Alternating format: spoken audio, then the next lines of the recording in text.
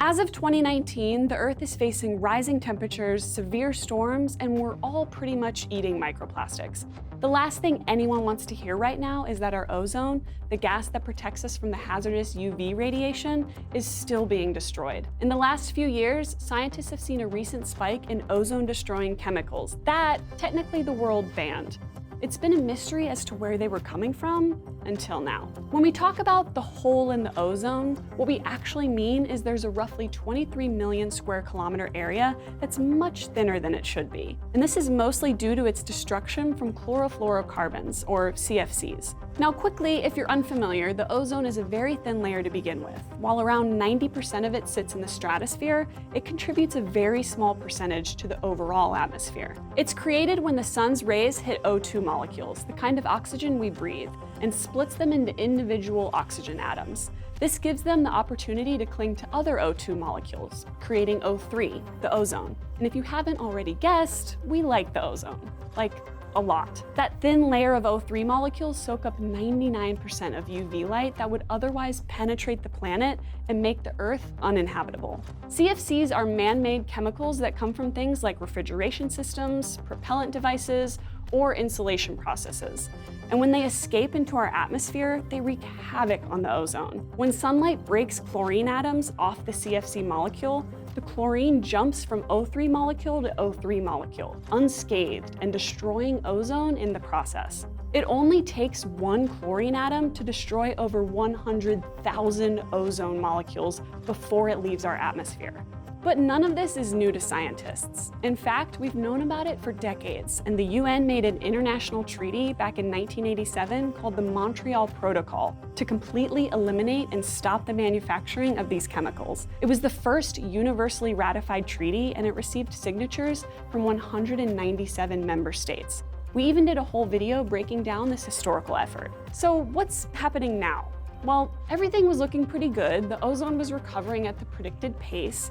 That is, until a few years ago. It was then scientists noticed that the ozone's recovery was more delayed than projections suggested.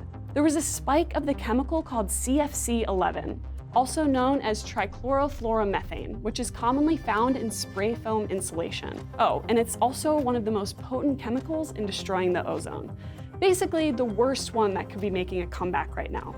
Before 2012, CFC-11's concentration was dropping by about 0.8% per year, but that rate slowed by half in 2013. By 2018, a study out of Nature had scientists estimate that this could only happen with a new source of emissions. Although they weren't quite sure exactly where, they identified a region in East Asia.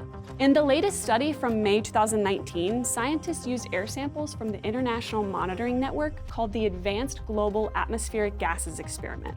The two stations were from South Korea and Japan, which reported that the new emissions are from two provinces in China, both of which have contributed to some 7,000 metric tons annually since the beginning of 2013. This is the first time anyone has broken the international treaty, and it doesn't seem like China has taken the issue lightly.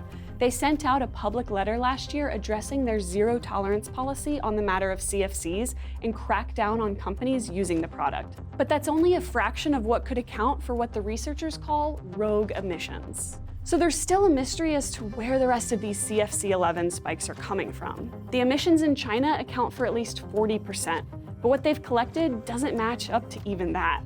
Plus, there's the possible extra 60% that they can't locate at all.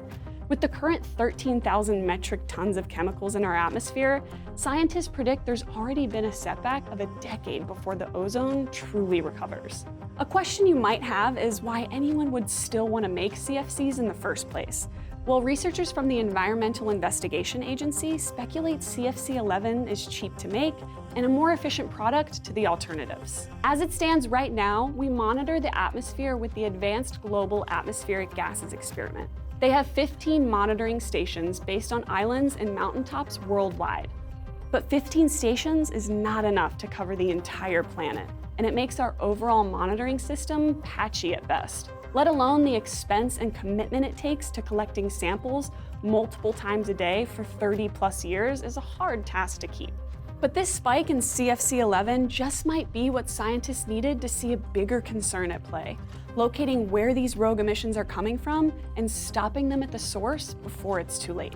If you want to know more about the feats we're taking in environmental protection, subscribe and check out our video on what happens if the world warms by just a couple degrees Celsius. Thanks for watching, and I'll see you next time on Seeker.